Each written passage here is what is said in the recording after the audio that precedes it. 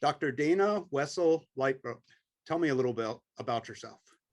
Hi, so I'm a professor of medieval and early modern history at the University of Northern British Columbia, which is in a very stereotypical Canadian place with lots of snow and moose and bears around in Prince George, BC. And I teach classes on medieval and early modern European history, broad survey classes, but also I'm really interested in thinking about questions around gender, medieval gender. I teach a lot of classes on witches and witch hunts, and then also on Jews in medieval Europe. And then the other part of my teaching really focuses on how medieval history is understood in popular culture. So I teach a course on Monty Python and history, and then I teach a course as well on Game of Thrones. So as a historian, as a scholar, as a scholar, my research focuses on women and gender in late medieval Spain. So I've looked at the experiences of lower status women. That was sort of the first work that I did, particularly in the city of Valencia, which is on the Mediterranean in the 15th century. And then right now I'm engaged in a collaborative project with Alexandra Garrison, who teaches at the University of Toronto, on Jewish women and conversas, so women who converted to Christianity in late medieval Girona, which is in northeastern Spain and Catalonia. And we're looking at those women during a moment of crisis in their community. How did you get into that topic or the Middle Ages in medieval history in general? It's kind of a funny story, I guess, weird. It's actually through an ex-boyfriend, which is really strange. He had this book on his bookshelf about Eleanor of Aquitaine, and it was a popular history about her, Eleanor of Aquitaine and the Four Kings by Amy Kelly. And I read this book and I thought, I had no idea that there were women like her that existed in the medieval period, women who had power and authority and had lots of property and had lots of influence. So after I read that book, I thought, well, I wonder if there's any, I was in my undergrad at the time. And so I started taking classes on medieval history, and not a lot of my medieval history classes had topics on gender. You know, they might talk about women very briefly, but not very much. But my professors did allow me to do research projects into women's history. So kind of from there, that's where my interest developed. But I came to look at Spain specifically because in the last year of my undergrad, I met a professor who worked on medieval Spain.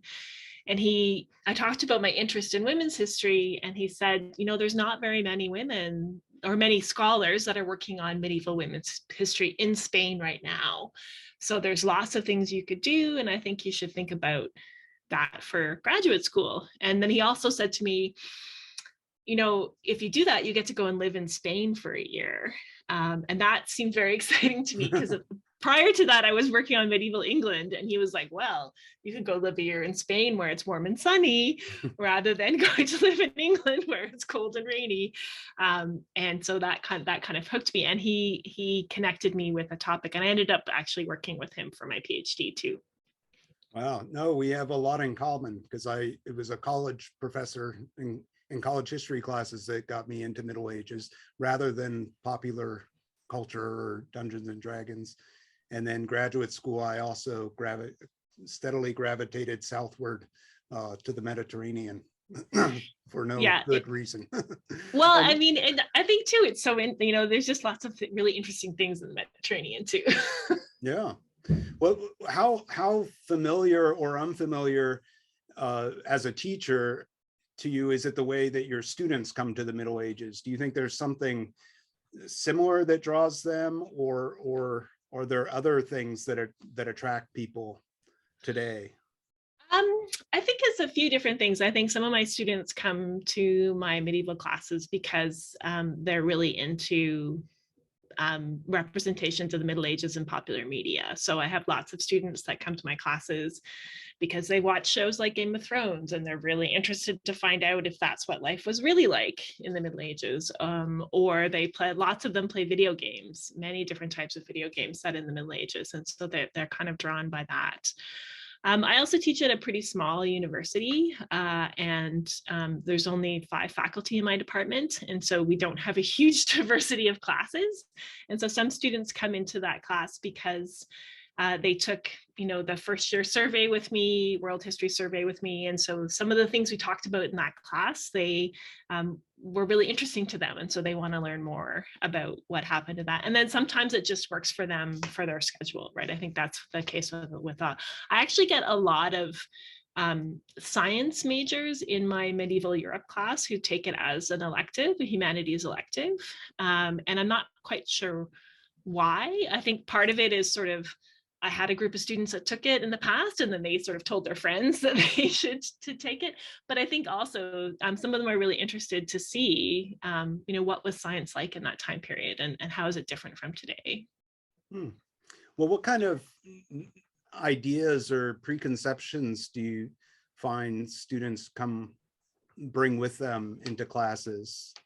I think the biggest one, and the one I spend the most amount of time in my classes trying to kind of unpack and root out of their system of belief, is that the Catholic Church was an evil institution that had control over every aspect of every person's life, and that their lives were very constrained in the way that people could act and the way that they could work and engage with one another, and that it was kind of like this all-seeing institution that no one could resist. And so I spend a lot of time in my classes talking about how the church developed, and how particularly they seem to think the papacy is this evil institution, right? So I spent a lot of time talking about, the church had very little power for a long time, and it took itself a while to get organized, and that it was very diverse, that it was different depending upon where you lived and your experiences with it. And its doctrine was very diverse, and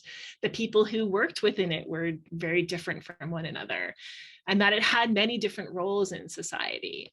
So that seems to be the biggest misconception that my students come to class with. And also that it was always an organ of persecution, right? That there was no other aspect to it. So I try and spend some time showing them there's not an easy answer to thinking about the church, right? And it's very complicated, and there's lots of contradictions, and people just live with that.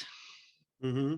Yeah, I think most medieval history professors are probably surprised early on how much they find themselves defending the Catholic Church. Yeah, it feels like one of your jobs.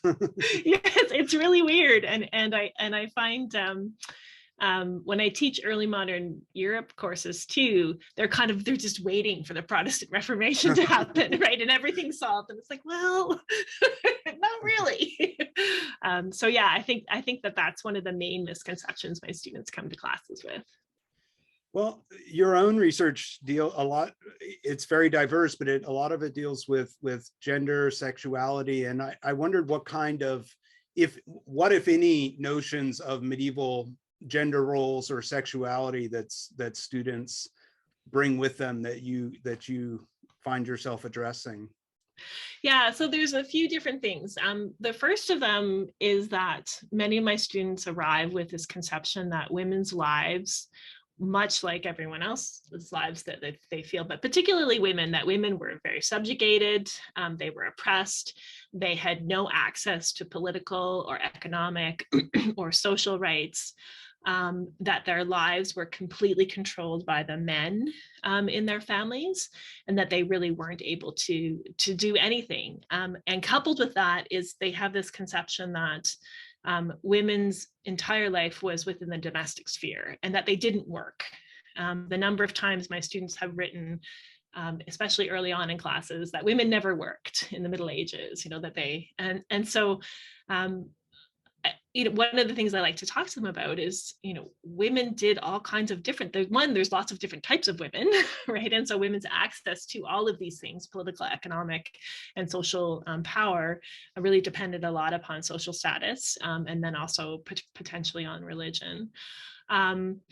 but that we also need to think about the fact that there are many different types of women, right? And the ways that they are able to access agency in their lives really depended upon their particular circumstances. So we can't tar all women with the same brush.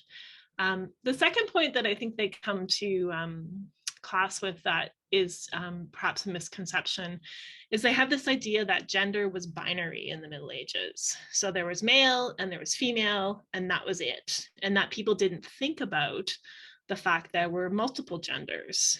And that they also seem to think that people that were transgender or non-binary didn't exist in that time period. And that's just simply not true, right? We know that gender in the medieval period was thought of in this binary way ideologically, but that in practice, we see many, many multiplicities of the way that they conceptualize gender and sexuality as well, right? That not everyone was heterosexual, that there were people that were across the LGBTQ spectrum as well, just like there are today, right? They seem to think these are modern conceptions, and this is not also not true.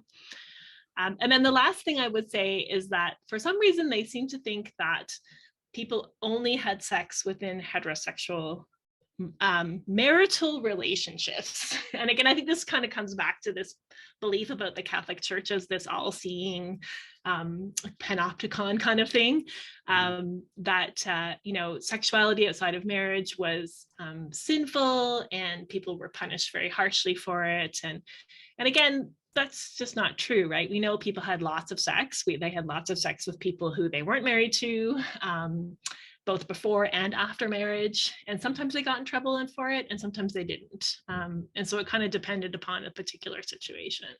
So I say these are the three most misleading things about sex and gender in the Middle Ages that I experience in my classes. Yeah. Well, speaking of medieval people having lots of sex, you've taught a class on Game of Thrones. How did that go? Game of Thrones was when the series came out, was generated controversy for various things, but usually it was about the depictions of sex and sexual violence in that film. So how do you think about that with students in a historical context or in a representational context? Yeah, Game of Thrones is an interesting show to use as a teaching tool, because I think George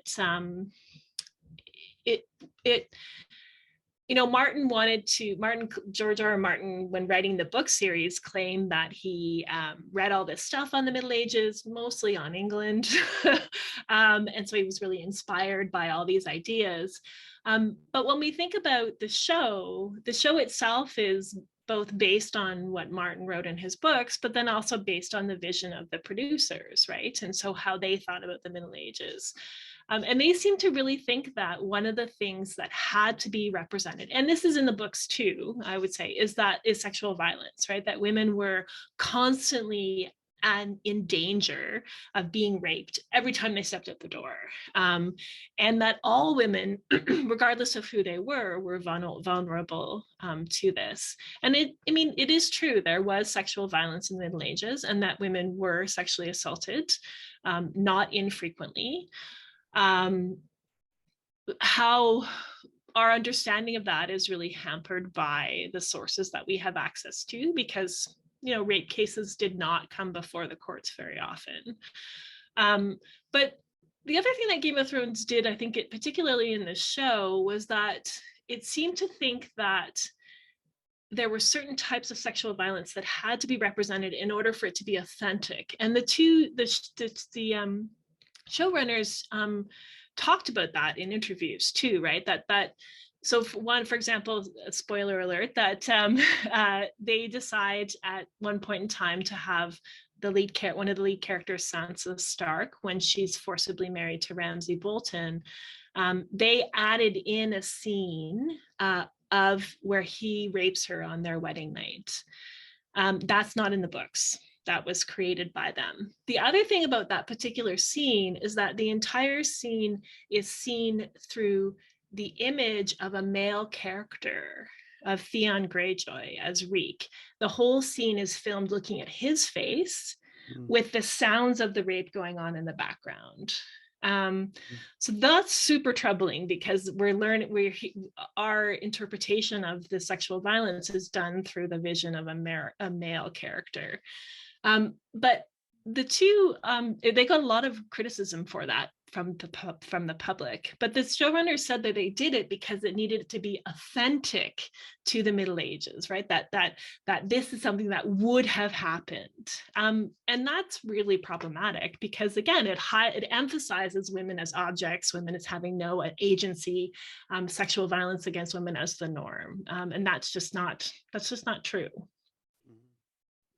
Well, lastly, I want to ask what, besides Game of Thrones, and maybe Game of Thrones is even in the top 10 for you, what are your favorite forms or a specific example of medievalism, whether it's in game form or movies or TV? Is there anything that you consistently enjoy or that you've enjoyed Yeah, recently? there's actually a series of novels that I wanted to talk about. So there's a Canadian fantasy author by the name of Guy Gabriel Kay, and he writes historical fantasy novels that are set in the Middle Ages, but in an alternate universe. So they're recognizable for the places that they are, but they're not called the same thing. So my favorite of all of those novels, he has ones that do deal with medieval France, and he has his more recent series deals with late medieval Italy. He has one on Byzantium, or series on Byzantium, but my favorite one is on Spain. It's called The Lions of Alrazan. And it's set in this alternative medieval Spain, right at the moment when there's this sort of massive conflict between Christians and Muslims. And so his focus is really to think about, how do these three religions live together? So the three main characters are a Christian, a Muslim, and a Jew, although they're all called different things. And one of the characters, the Christian character, is based on the historical El Cid. So it's kind of an interesting representation of, the thing I really like about that novel is that the characters are very real. They're very authentic to how people would have acted in the Middle Ages, but he gives them agency in different ways, right? So the female character is a doctor, and she has a lot of control over her own life, and what she does and how she interacts with people. So it's a really wonderful novel, and I really would encourage everyone to read. But all of his books are great, and he does a lot of historical research when he writes them. Great. Well, I love doing these interviews because I get to add to my reading list. Yeah. Well, thanks so much for taking time to talk to me today. Yeah, no, I'm happy to. Thank you so much. Thanks.